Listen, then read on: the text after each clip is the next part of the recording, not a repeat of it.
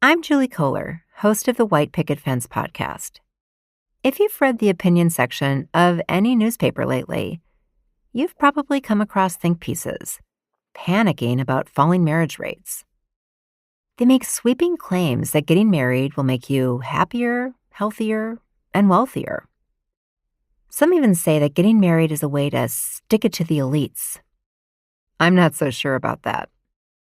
This season on White Picket Fence, we're examining the current marriage panic. We'll go beyond the rosy sheen of love and commitment and expose the darker side to all of this marriage talk and explore what becomes possible when we broaden our imagination around what relationships can look like. Listen and subscribe wherever you get your podcasts.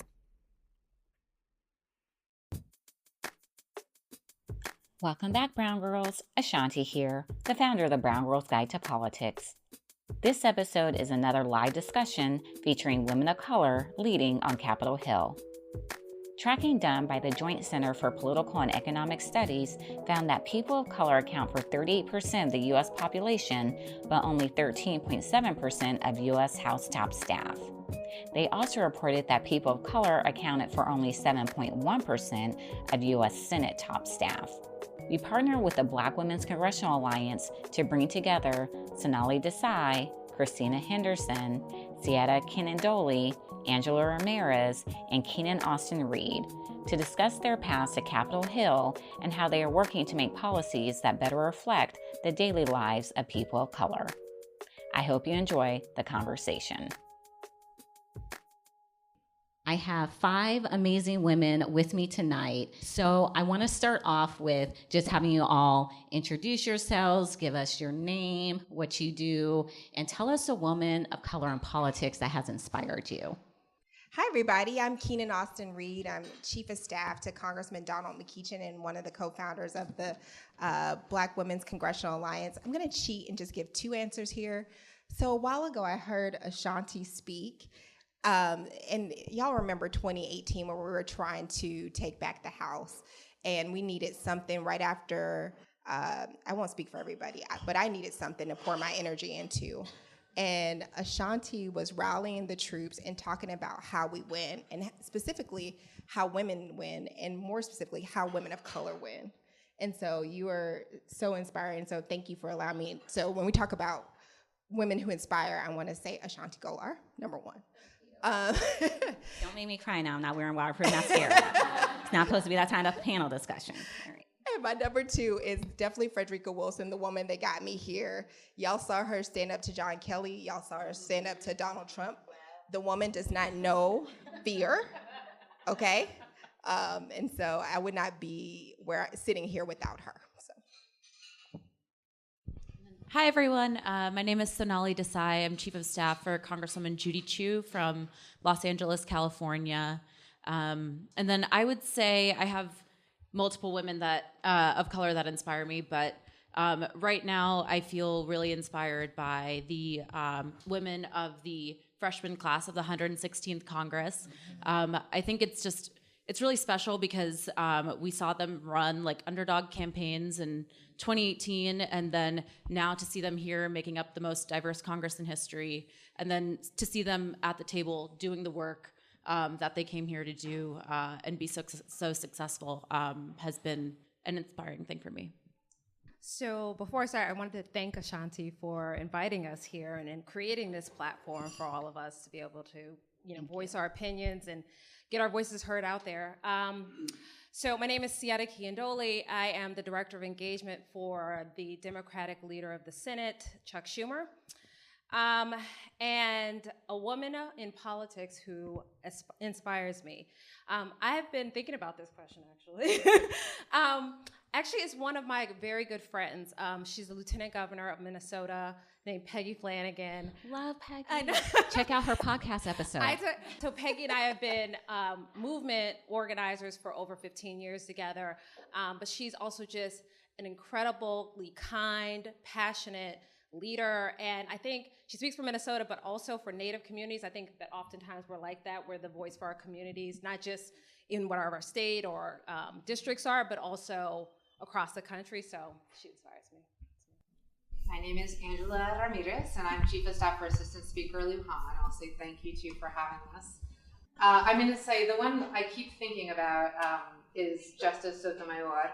Got to hear her speak a little while back, and we know her story, we know how incredible she is, but the thing that I keep harkening back to is the doubt that she expressed to us when she was going through her time with our friends in the Senate.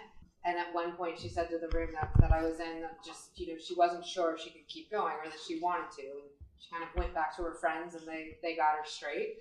Is how she put it. And she kept going. And to me, as powerful as she is, as incredible as she is, to not only have the doubt, but then to express it to a room, I thought was just for me really inspirational. And then the other group of people I keep coming back to are the young staffers that year after year, this is my 17th year in the House.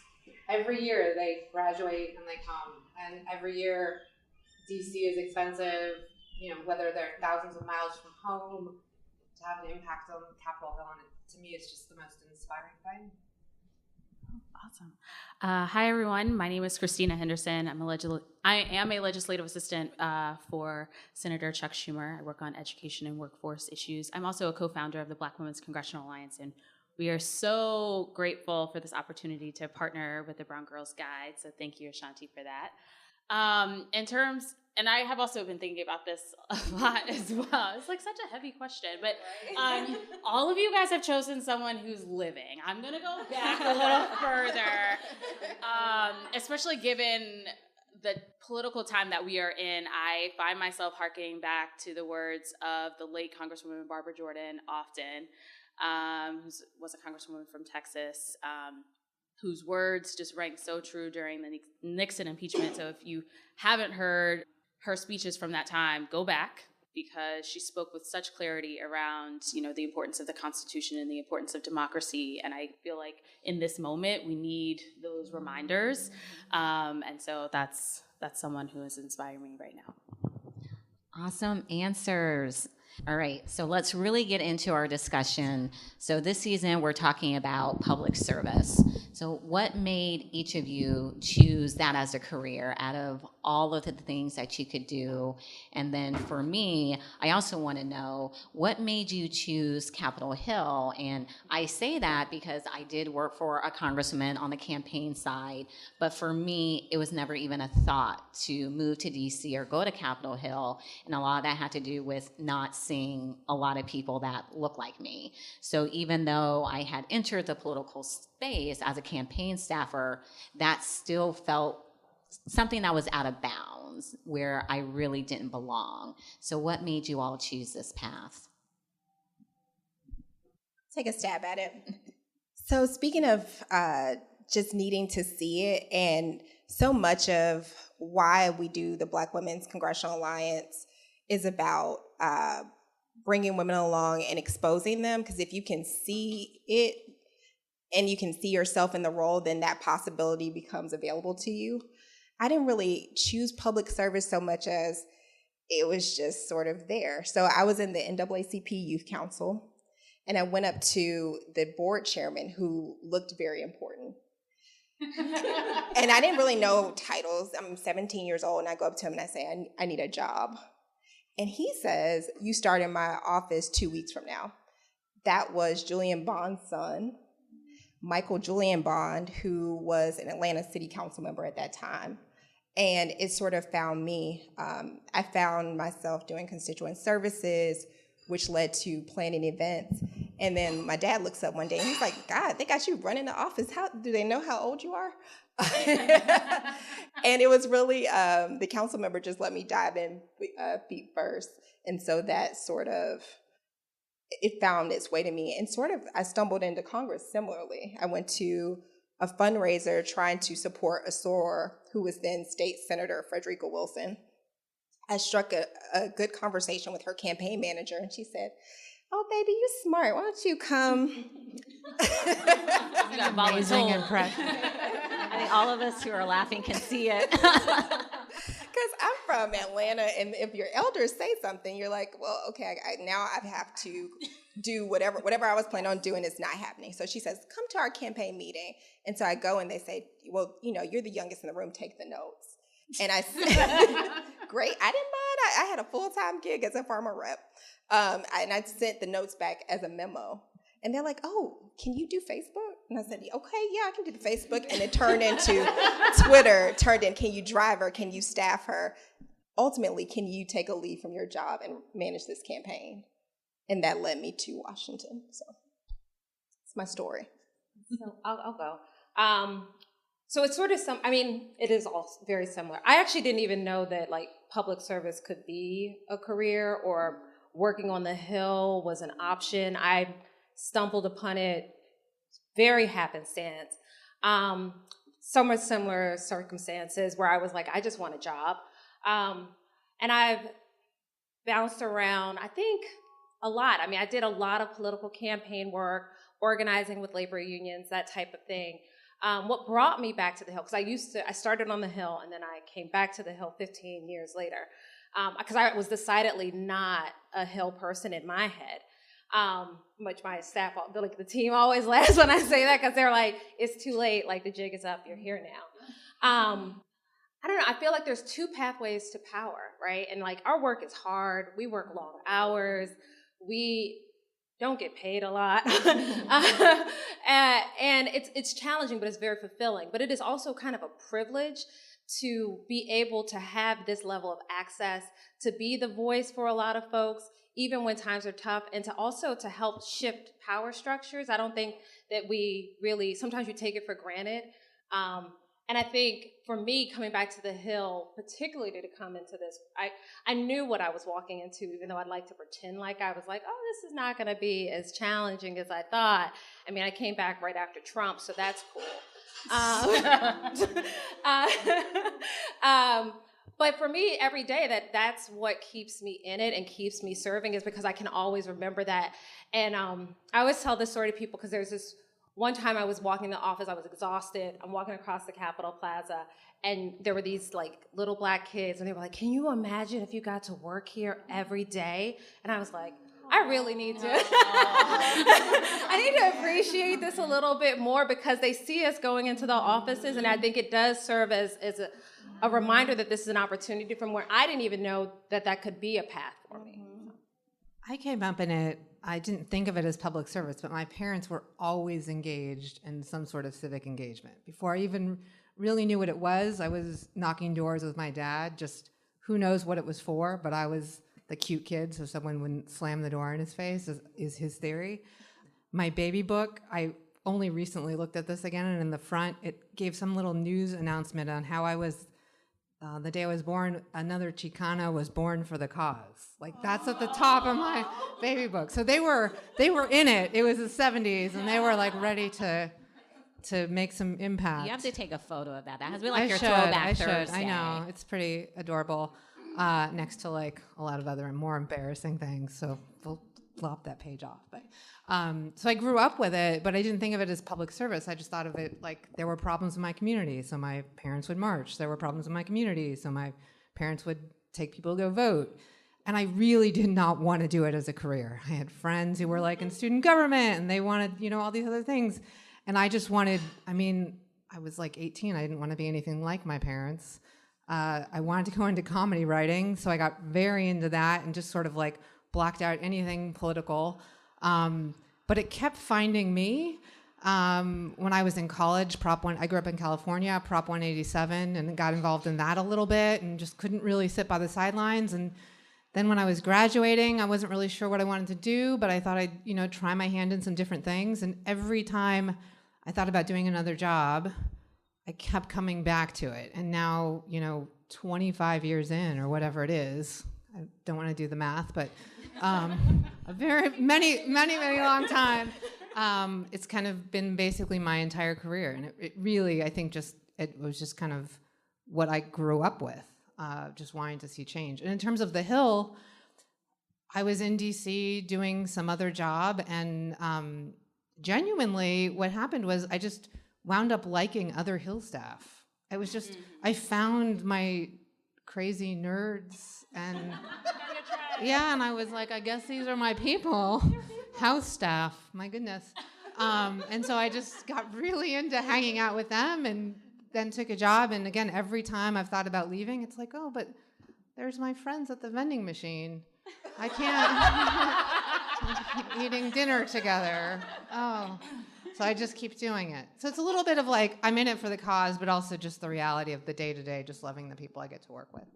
So I would say I have like the exact opposite experience from you. I grew up in a super like apolitical household, child of immigrants. We grew up in a very small town in rural South Carolina. Politics was not a thing we discussed. Voting was not really a thing we discussed. And I think, my parents, at least I was the oldest child, and there was an expectation of, what does success look like? It's a lawyer, it's an engineer, it's a doctor, or something like that. And I was like, I don't want to do any of that because my parents said that's good, so I need to do something different. And then in 7th grade, I was like, I'm starting a Young Democrats club at my middle school.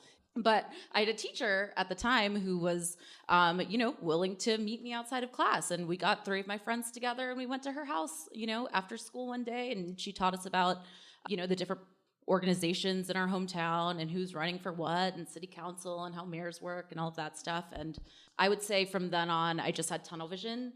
I didn't entertain any sort of other career option.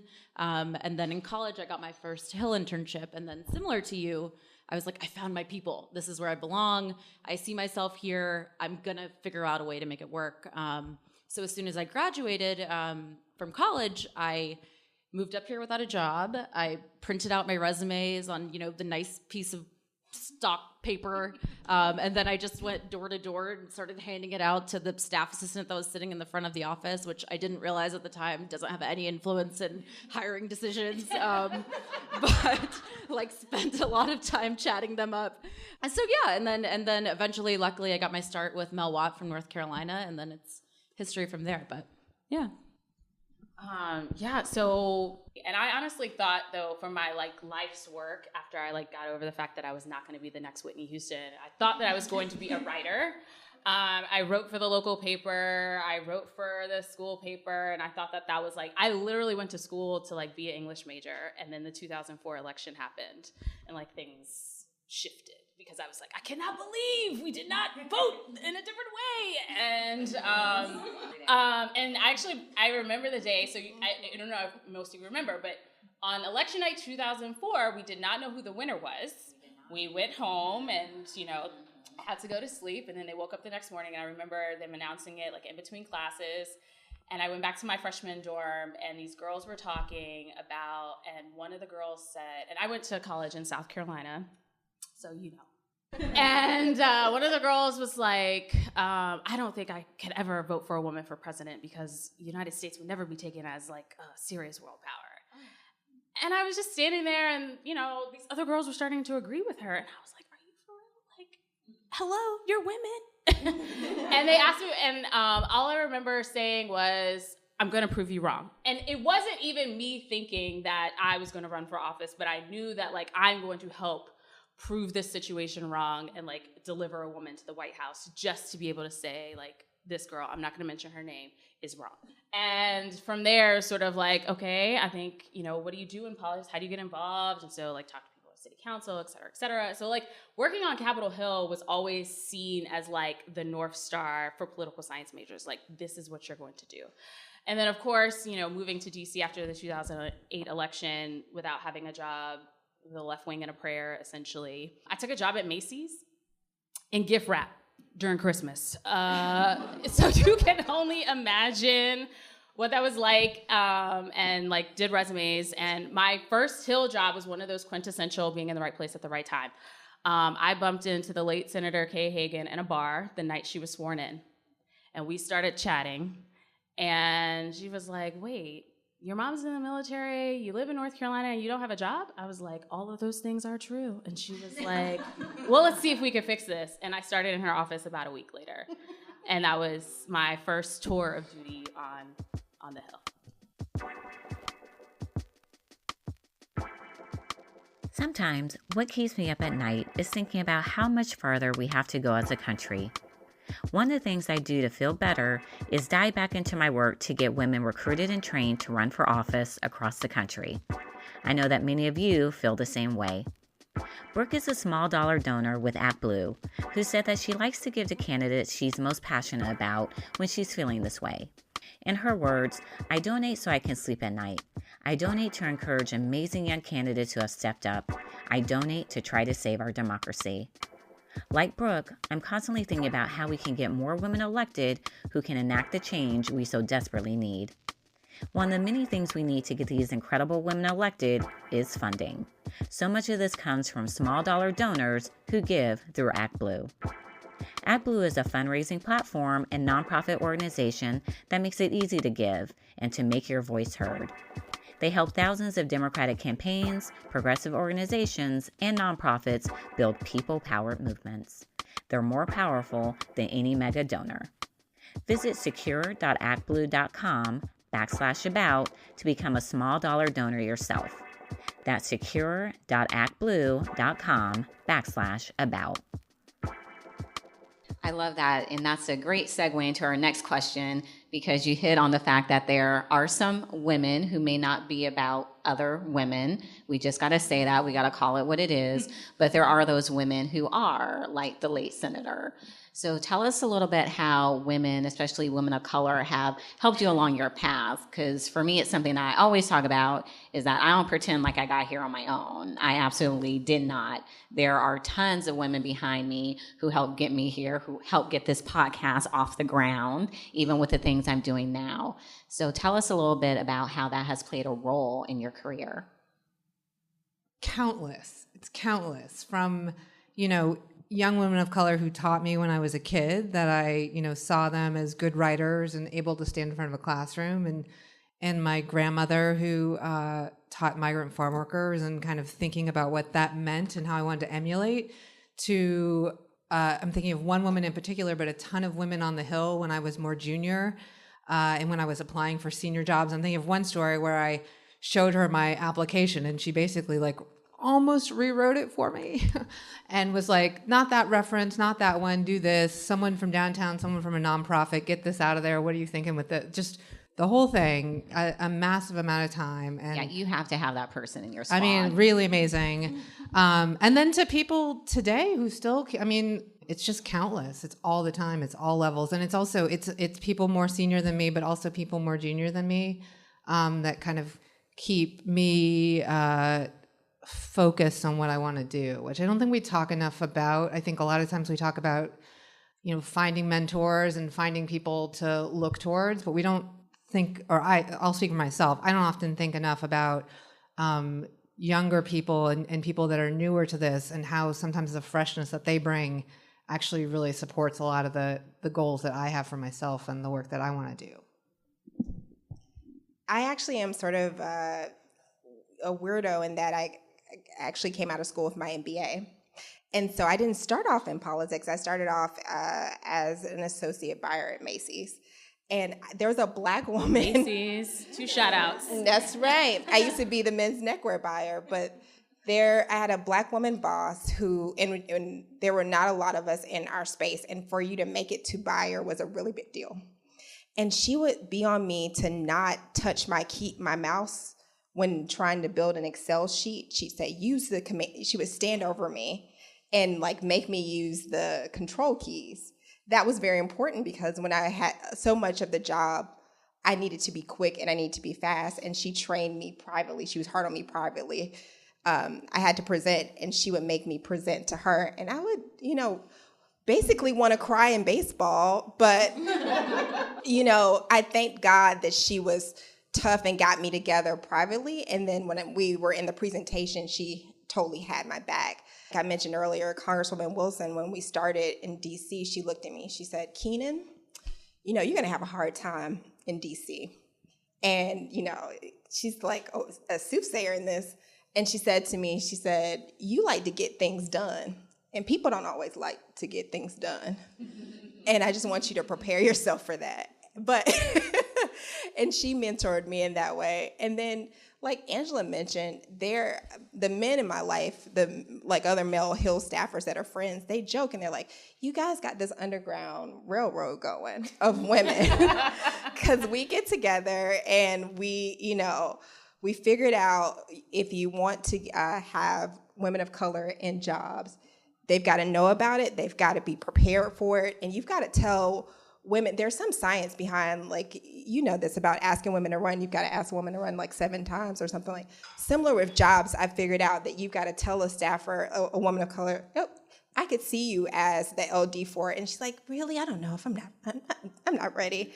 And you have to be assertive and say, no, I think you can do this. And then I've been the benefactor of that sort of thing. I would say for me, I think having other women of color in your office actually helps a lot. So when you're not the only one, to provide a counter in terms of the advice that other people are giving you. So I remember, in my first Hill office when I was working for Senator Hagan and had a conversation, and my LD was like, oh, you don't need to go to grad school. You could just pound it out for several years and you just, whatever, and work it out, et cetera. And there was a Black woman who was in LA in my office, and she pulled me to the side and she was like, don't listen to him. He's a white man. You're a Black woman. You're going to grad school because they're paying for it, and you're going to come back and it's going to be fine. And that was like such valuable experience to be able to hear just in terms of somebody breaking down, like the rules that exist for one group do not necessarily exist for you. And that's a very sad reality, but it's true. And sometimes you need somebody to share that reality with you.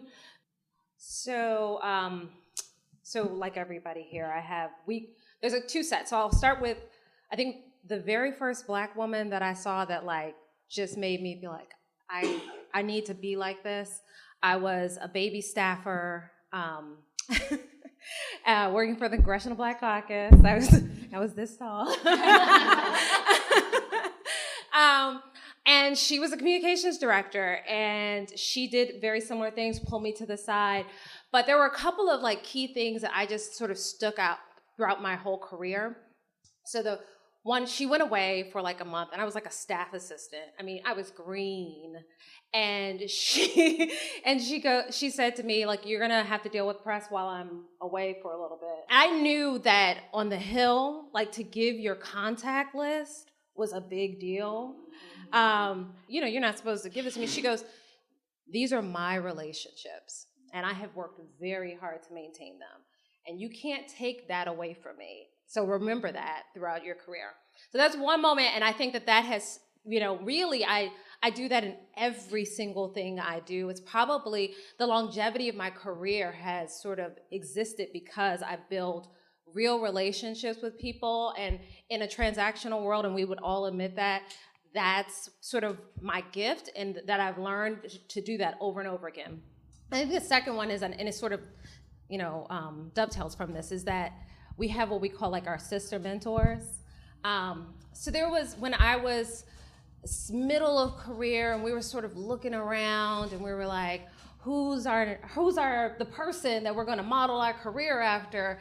And I think, this was when, 10, 15 years ago, this room would not exist. It wouldn't have. And so we really took care of each other. We found jobs for each other. We corrected everybody's resumes. We found, we would push you when you were crying. We'd pick people back up. And it has stuck throughout these years. And I think even now, when someone quits a job or is not doing well, we figure out ways, even just like, we'll find them seed money or a contract position or whatever it is that allows them to stay in this work, but also that uplifts them and reminds them that there's somebody else that is looking out for them. And I think that was a harder lesson to learn throughout my career, is like sort of to take that leap, but it's a lot easier when you have a soft place to land with a group of women who are taking care of you. And then I have so many women, obviously, but the one that comes to mind that has impacted me most recently is my predecessor, the woman who had the job before I did, the chief of staff role, is Linda Shim. And she was also an API woman in this leadership position. And she was really the first time that I saw what a woman, of color, an API woman could look like in leadership. She was, she was serious. She was always had the right answer. She was so good about providing feedback. and she was a strong leader, but then she was also compassionate. So I think she showed me a lot about how to emulate that and be that type of manager and leader as well.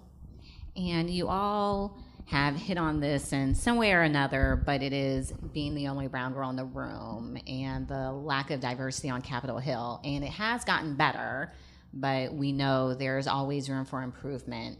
And all of you have really great, important roles. So what are some ways that you are working to make sure you're not the only brown girl in the room and bringing people along with you, especially those younger staffers of color?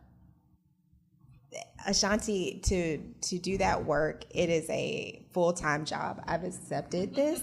I tried to think like, oh, you can like work at night, but it's getting more diverse staff on the Hill is a full-time ministry that I'm so happy that I've got a lot of great partners. One, the co-founders of the Black Women's Congressional Alliance, that's how it came to be. We were very like-minded in knowing that this needed to change and we had to be there for each other to change it. Also, I have to give a shout out to my husband, Michael Reed, who's also a chief of staff. And we open our homes to people. So if you're having a tough time in your office or you want to move up or you need career advice, we take calls day and night. And we will feed you, and we will forward your resume, we will correct the resume. And I think our partnership really helps with that. And I'll just give another nod to the Black Women's Congressional Alliance. It's what we thought was, Christina may feel differently. I thought it was really going to be one happy hour. I did too, don't worry. Because we started off with just a happy hour, a listserv that turned into a happy hour, but we saw a need and a community that needed us to just have a space. Sometimes it's professional development, but sometimes it's just seeing another brown girl, particularly for our sisters in the Senate. They look like, oh my God, I have not seen a Black woman all day long. Like, oh my God. Because sometimes it's true. And so I'm so glad that we've been able to do this work over the past 2 years. You make it sound like it's like, it's a Black woman in the abyss. It's different for the House side. The House side, we come in and we say, it's good to see you. I saw you in Longworth. But when y'all come, it's like homecoming, like my sister. But we love our sisters in the Senate. I'm just saying. And it is, okay, sure, it's true that sometimes on the Senate side, when you see another Black person, you're like, I don't know who you are, and I know all of y'all. So who you belong to? What office are you in? Did you just get here? Have you met the other people? Let me connect you so you don't sit in the cafeteria by yourself. Yeah, because it's lonely. No, I get it. I'm just here for the sense of community. I do want to give so much shade. I want to give a shout out to all of our allies that have been supportive, because when you talk about Linda Shim and Angela, we've also developed a nice tri-caucus network that I think has been able to uplift staff. The BGG love promoting Black Women's Congressional Alliance Week. I was actually looking back at the posts because I'm just starting to do year-end stuff, and it was one of our most popular posts this year. People really loved seeing it. Oh yeah, really nice. So just tell us a little bit more about the BWCA. We know you love bringing your sisters from the Senate together. The shade. Senate now means shade. And then also, what are some of the initiatives that you all are working on? And for those who are listening who wanted to support the BWCA, what are some things they could do? Yeah, thank you so much. BWCA has a lot going on. I think one thing that I would just say, we try to be super responsive to the people we serve. So a lot of people come up to all of us, Christina and I, our board members, Megan, Kimma, Chastney, everybody, and they say, how do I join BWCA?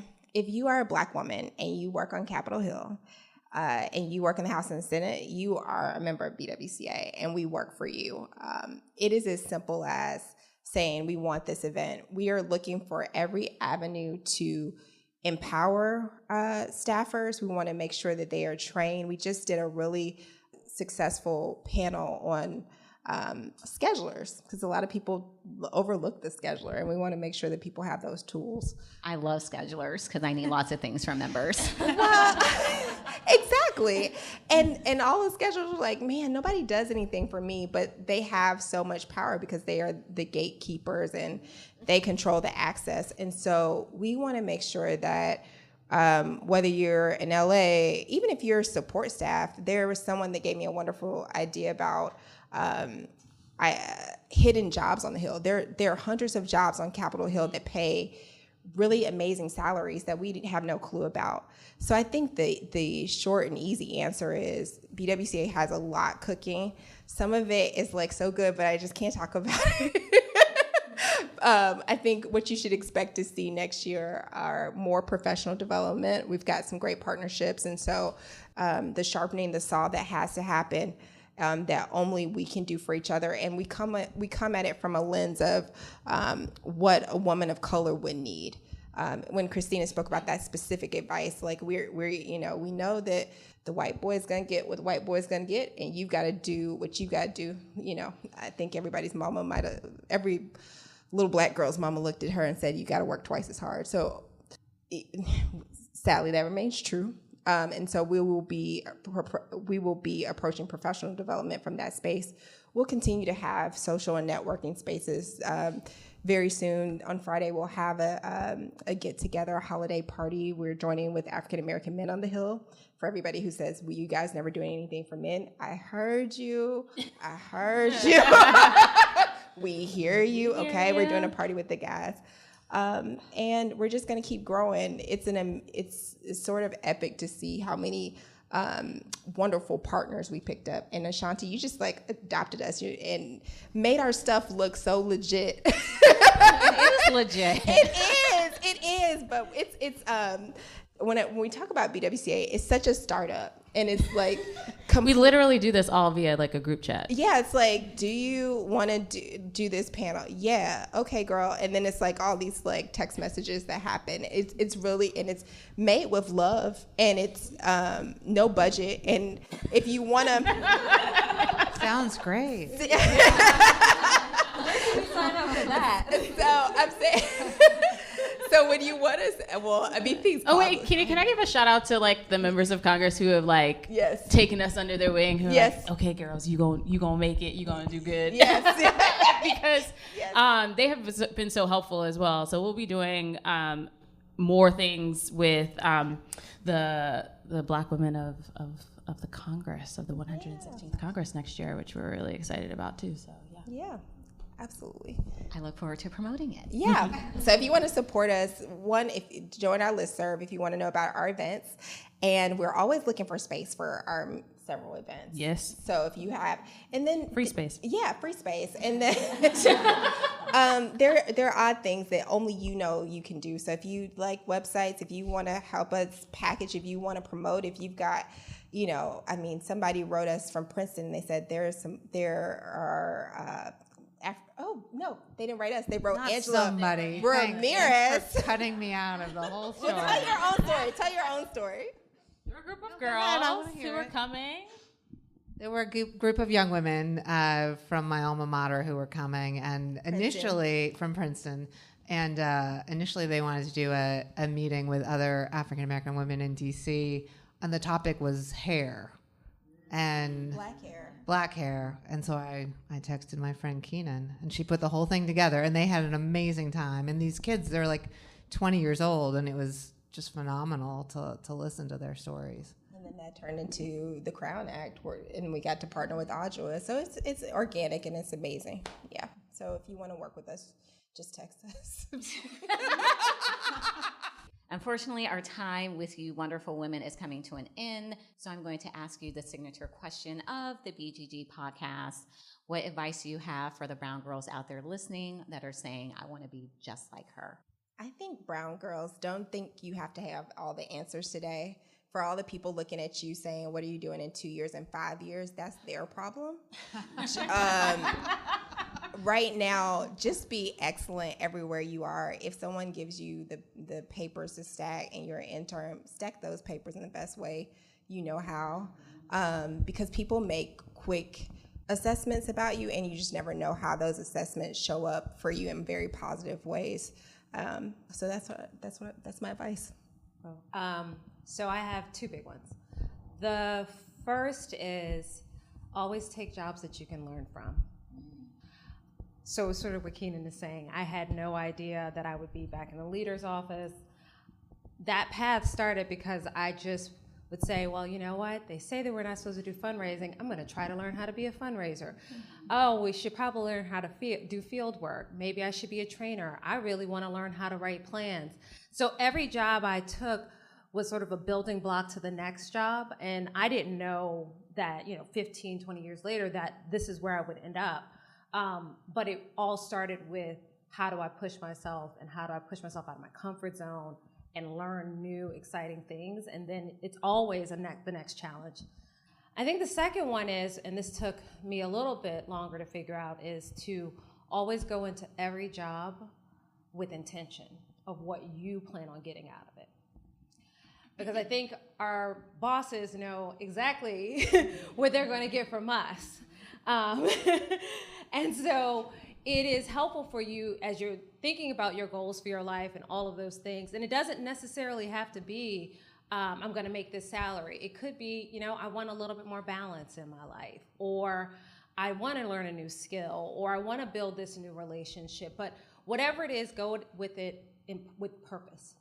And then you don't feel bad when you leave, whenever that is. So those are my two big ones, and it's been really helpful throughout my career. I'd say be brutally honest with oneself about what you're good at, especially what you're not good at. If you're a great writer or not, get better if you want to. If you're great at networking or not, get better if you feel like it's important. And I think a lot of us tend to run away from the things that we're not good at, or sort of pretend it's not there, or put it at the bottom of our to-do list. But the faster, the more direct you can be with yourself about what is working for you, about both your skill set and sort of your, everything that your paradigms, everything you bring to the table. And then the other thing I would say, and I think we've heard it from people across the panel tonight, is just find a group of people that you really trust, that will be positive, that will be honest with you. It, for me, took a long time to find a small group of people, but once you find them, just treat them like they're the best bosses you'll ever have, because for me, they have been. Again, they keep me in check, they keep me motivated, but they also just help me be exactly who I should be. And I guess I'll say one more, is be whoever you are, right? So the question is how to be like me. There's already one of me, and that's plenty. Ask my parents, ask my husband, it's plenty. The one of me is plenty. I would say my piece of advice would be to, once you've been brutally honest with yourself and you know what you're good at and you know exactly what you want to do, to be persistent. I think, sometimes people can give up pretty easily, but if you apply for a job and you interview and you don't get it, you can follow up with the person that you interviewed with and ask, what you could have done better or what was missing. If you email someone for coffee that, think could be really helpful in your career and they don't respond, follow up with them. Again, I think a lot of people take those types of things as signs that they shouldn't be doing something, and it's not. So be persistent. And it comes to me. I agree with everything else that everyone else has said. And they're like, people are sort of still, taking some of mine. There are two things I would say. If you, number one, know why you're in this work. Have your own sort of compass to remind yourself, because you will be hit with so much and you have to just it is actually not about you. It is about this particular reason, to use it as your center and as your compass. And then I think becoming a mom has sort of put this more in perspective for me, but your work does not have to be your entire life. It's okay to do other things. It's okay to take time for yourself. It is okay, because at the end of the day, that email, that bill is not going to be the thing that is going to meet you at home at night. While you're working and grinding, don't forget to take care of yourself and be like a full human, because that actually makes you better at your work. being a full human. Solid advice. Thank you so much, Sonali, Cietta, Angela. Thank you to Keenan and Christina and the Black Women's Congressional Alliance for partnering with us on this event. To Leader Chuck Schumer's office, Alicia James for helping put it together. The Potter's House, which hosted us tonight. And of course, Act Blue, which sponsored this episode and has made so much that the BGG does possible. Thank you all so much. Enjoy your evening. Thank you to these wonderful women for waking up every day and fighting for us in Congress. A special thank you to the Black Women's Congressional Alliance and Alyssa James with Senator Chuck Schumer's office for helping make this episode possible. And a special thanks to ActBlue for sponsoring this episode. Stay up to date with us on the BGG website in between episodes at www.thebgguide.com and on our social media, Facebook, Instagram, and Twitter at The BG Guide. The Brown Girls Guide to Politics podcast is produced by Wonder Media Network. You can find them on Instagram at WMN.media and on Twitter at WMN Media. Until next time, Brown Girls.